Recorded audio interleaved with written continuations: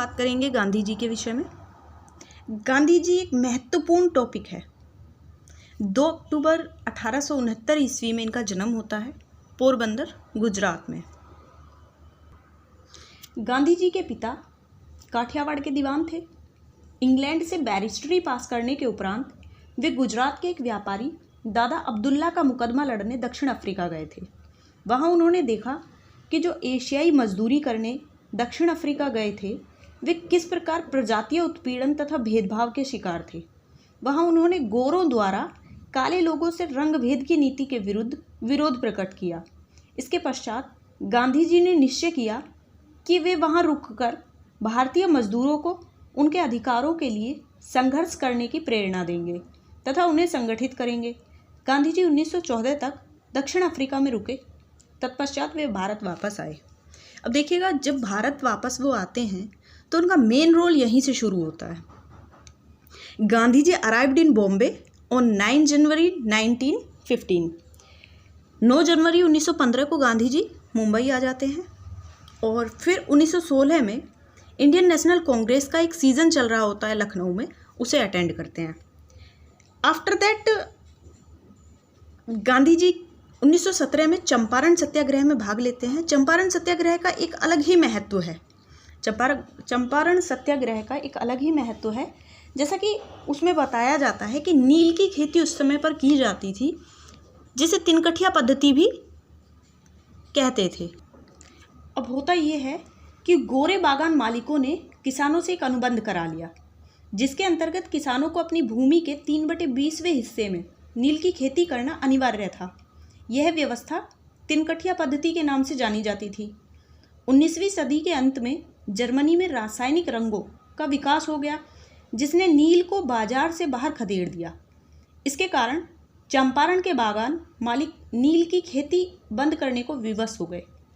अब ये सब देखकर किसानों को मजबूरीवश दूसरा काम अपनाना पड़ेगा, लेकिन उनकी इस मजबूरी को देखते हुए जो प्रमुख आंदोलनकारी थे, राजकुमार शुक्ल जो कि प्रमुख आंदोलनकारी थे, उन्होंने जाके ये बात गांधी जी से बताई और गांधी जी को ये बात बताने के बाद उन्होंने बोला कि आपको एक आंदोलन करना चाहिए जिससे इन गोरे लोगों को समझाया जा सके कि नील की खेती किसानों के लिए कितनी अनिवार्य है।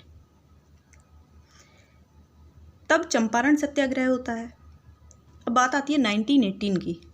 1918 में अहमदाबाद मिल मजदूर, देखिएगा 1918 का जो अहमदाबाद मिल स्ट्राइक है, इसे हम पहली भूख हड़ताल भी बोल सकते हैं। ठीक है, प्रथम भूख हड़ताल यही थी। चंपारण के पश्चात गांधी जी ने मार्च 1918 में अहमदाबाद मिल हड़ताल के मुद्दे पर हस्तक्षेप किया। यहाँ मिल मालिकों और मजदूरों में प्लैग बोनस को लेकर विवाद छिड़ा था।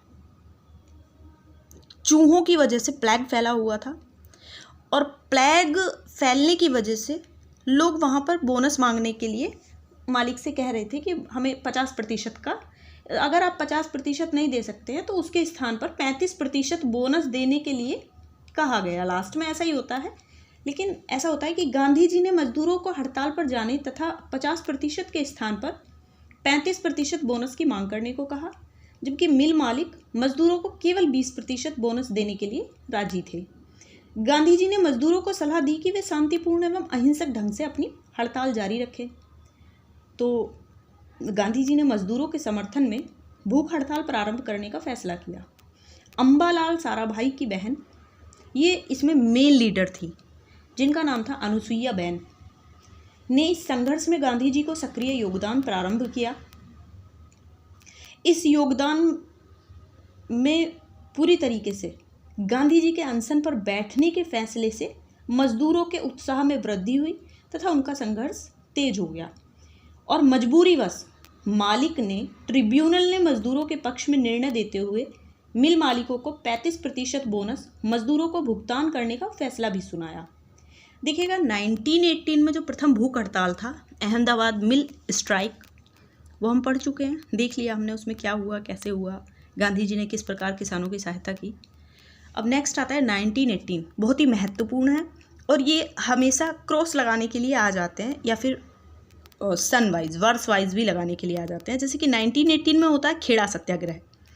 अब खेड़ा सत्याग्रह प्रथम असहयोग आंदोलन कहा जा सकता है। वर्ष 1918 के भीषण दुर्भिक्ष के कारण गुजरात के खेड़ा जिले में पूरी फसल बर्बाद हो गई। फिर भी सरकार ने किसानों से मालगुजारी वसूल करने की प्रक्रिया जारी रखी। राजस्व संहिता के अनुसार यदि फसल का उत्पादन कुल उत्पाद के 1/4 से भी कम हो तो किसानों का राजस्व पूरी तरह माफ़ कर दिया जाना चाहिए, किंतु सरकार ने किसानों का राजस्व माफ़ करने से मना कर दिया। गुजरात सभा, जिसमें किसान शामिल थे, ने 1919 के राजस्व वर्ष के मूल्यांकन को लागू न करने की प्रार्थना करने के लिए प्रांत के सर्वोच्च शासकीय प्राधिकारियों के सम्मुख याचिका रखी। ठीक है, तो खेड़ा सत्याग्रह हमें पता चल गया कि लगान माफ़ कर दें तो लगान देने में सक्षम किसान स्वेच्छा से अपना लगान अदा कर देंगे। ये इसकी मुख्य लाइन थी। नेक्स्ट है 1919 रिवॉल्ट एक्ट। देखिए, रोलेट एक्ट जो है, रोलेट एक्ट सत्याग्रह होता है 1919 में। 13 अप्रैल 1919 को जलियांवाला बाग हत्याकांड होता है, जो बहुत ही भीषण नरसंहार कहा जा सकता है। अमृतसर हिंसा से सर्वाधिक प्रभावित हुआ। ऐसा होता है इसमें कि राष्ट्रवादी नेताओं सैफुद्दीन किचलू और डॉक्टर सत्यपाल को ब्रिटिश अधिकारियों ने गिरफ्तार कर लिया था 9 अप्रैल को।